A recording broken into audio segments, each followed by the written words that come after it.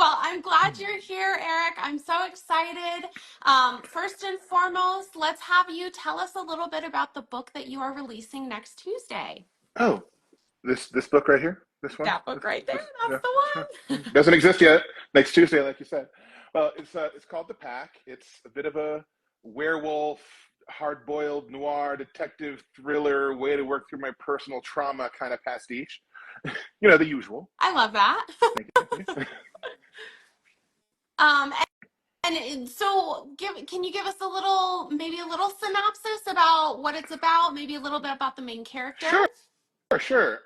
The synopsis bit always tricks me because it's essentially two books. I have a lot of time jumping going Oh, on. okay. If you're a nerd of the Gen X variety like myself, who grew up with shows like Highlander and things, where you constantly jump back to flashbacks and see what someone was like when they were younger a long time ago, being a supernatural character, Frank, the main character, is experiencing a story in the 1990s, which is when I grew up, and therefore is the best time ever. But he himself is from the World War I Okay. era, and so we've jumped back and forth a lot. It alternates. It's sort of a shuffled story. So younger him, current him, back and forth. And I had to try and tie both stories together in a satisfying way at the end, which I hope I did. I think so. I bet you did. I've been told That's that I amazing. did, but people are nice, so I don't know. Wonderful. So his story takes place partially in the 90s and then partially during World War hmm One. And there is a little secret about him, which is that he is a werewolf. No, not the best kept secret. It's on the cover, but yes, Yeah, just maybe a little secret. So, kind of leads with that. in regards to kind of that werewolf side of the story, what kind of research into werewolf folklore, mythology, if any, did you have to do in order to write this If story? any. I think I left half my soul in those rabbit holes.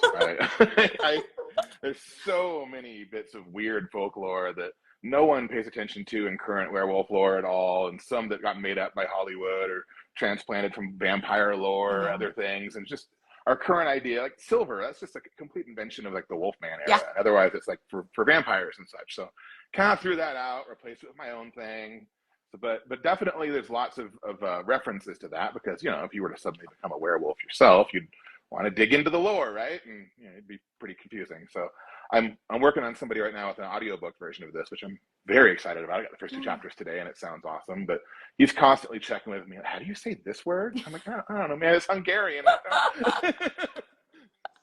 I love that. Yes, Sarah, she joined our live. She said, if we don't go down rabbit holes, are we even real writers? And that is so true. I have gone down so many unnecessary rabbit holes for longer you, than I needed to, right? you have to follow the rabbit, white or otherwise, right? Right. Yeah, sure. I'll go. So, with that kind of folklore you talked about, there's a lot of different, and I've looked a little into werewolf folklore myself because it's so fascinating, and Mm-hmm. it kind of seems like different parts of the country even have their own, like you said, Hollywood kind of brings in a whole realm of Yes. things. Was there a specific part of the folklore that you leaned more in towards? Did you kind of create your own with snippets of each, or how did you kind of build that? Sure. I took the parts that I felt lent themselves best to telling the story I wanted to and exploring the issues I wanted to. And for me, the werewolf really kind of called a sort of a metaphor for dealing with trauma and repressed Mm. anger and emotions that you detach yourself from and compartmentalize too long, and what can happen when that is something that you resort to as a way of coping with negative, if that's a thing, feelings. Don't make me angry. You wouldn't like me when I'm angry. And then, I also just like the supernatural element and went all nuts with that because I'm a nerd. So, so I love that. That's amazing. Um, and just kind of talking more, kind of sticking with that werewolf a little bit. If you're writing from the perspective of a canine, did you have to do any mm, special research for that? lots of butt sniffing. No, I'm sorry. No. Um, yes, definitely, because the werewolf thing lends itself to very different sensory experiences. I thought because I love when writing. What do you focus on as far as senses go? If you're doing TV or movies, the visual medium is pretty much what you have to nail yourself to. Sound to an extent, but that's pretty much all you have. But as a writer, you can immerse yourself in any of the senses, and that was something I really reflected on. So obviously, as a canine or canine persuaded type person, I guess in this scenario, I wanted to emphasize other senses. So this vision part, not so much. In fact, you might know that dogs have a kind of color blindness, and going down that rabbit hole, seeing what they might see compared to what we see, was a really big wake-up call in terms of, okay, no reds, no greens, just sort of a weird mustard gray where those are concerned, but really amp up the smells and the sounds, which I'm a little on the hypervigilant side myself with my own issues. And so the idea of little sounds just constantly making you go, squirrel, is something I can really channel into the character pretty naturally. Wonderful. And you and I have talked a little bit about this book before, and so I know that music played a really big part in this story. Can you tell us a little bit more about that? As previously stated, having grown up in the 90s, it is therefore the best time period there is. The best music. You can't really argue it. For sure. But I think we all have a bias towards the music of our young adulthood, right? And so I centered myself musically in that grunge Pacific Northwest mid-90s vibe. And I have this conceit with the story that as the memoir that's being written in universe is sort of compiled, there's a third character who is in the book, who's reading it and organizing it and putting these labels on it. I don't think Frank himself goes around listening to Nirvana and Soundgarden. I mean, he's a guy from, the Prohibition era. It's not really his vibe. But the person who's editing this together for him is. And that's the thing. There's a teenage character in the story as well, and she's of the nosy type and would very much put her nose in this business and scribble notes. So that's how I think of it. So a younger person at that time thinks of it in these terms. What's really tricky for me is I got in the pattern of naming every section or chapter after a song, but I made sure that the song itself was applicable to the time period that the setting was in, as well as the title applying to what's happening in that chapter, which is already tricky. Yeah. But then you go back about 70, 80 years, and it'd be one thing if I was going back to the 60s or something, I could play that game. But what was a number one hit in 1917? Yeah. Something you play at home on your piano to your grandma, a lot of World War I, go and get your gun boys kind of stuff. And that was a harder dig. I bet. Yeah. I love that. Sarah commented, what a cool idea, which I agree, which is why I wanted to have you talk a little bit about it. It sounds cool. And then you marry yourself to it and you realize oh no, I'm looking forward to the sequel. I can jump back to the Once you commit, you're like, uh-oh. That's very cool. So on the other side of things, this story also really does dive into some deeper topics, like trauma, PTSD, depression. Can you talk a little bit more about this and how these deeper topics play a big role in your story? Yes. I saw the book included today on a very lovely bit of promotion for Cozy Reads, and I'm thinking it's a read. It's something. There's the kind of cozy where you're just depressed and in your trauma and other than a blanket somewhere in a dark corner. That's cozy too. And it might be a challenge. It's on your version of cozy, I guess. Like I said, the werewolf thing seemed like a great metaphor to channel some personal therapy about trauma and how to deal with repressed pain and anger. And I'm a veteran myself and have my own history with head trauma, actually. And so a lot of this was a very personal story for me, and that's not always easy. It does deal with depression and some mental illness and suicidality and PTSD.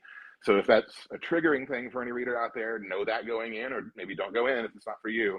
But there is definitely a strong thread in this about, fighting the suicidal urge.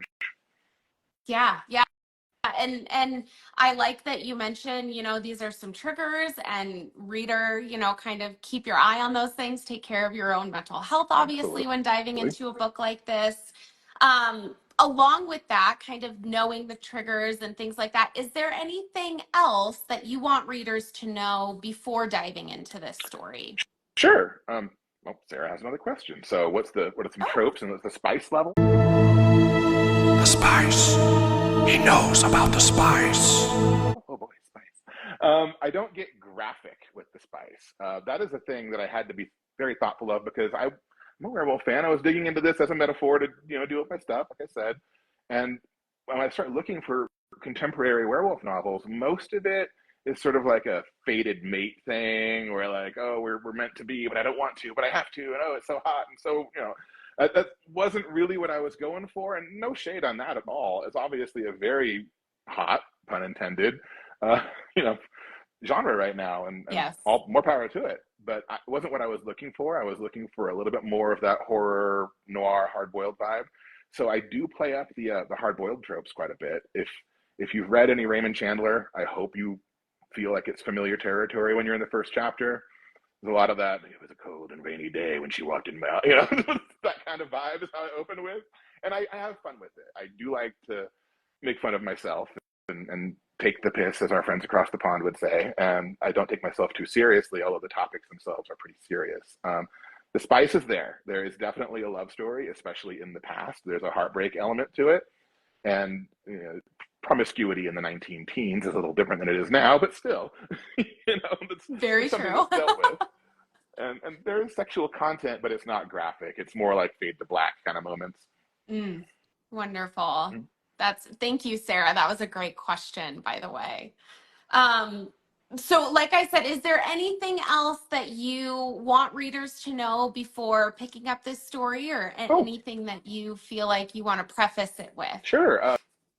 Decided just yesterday, as a matter of fact, being Veterans Day on Monday, and being that it deals Yes. so very much with veterans trauma and mental health, I've decided that all the proceeds that I get, 100% of my profits, during the month of November in honor of Veterans Day, will go directly to the organization that I support called Stop Soldier Suicide.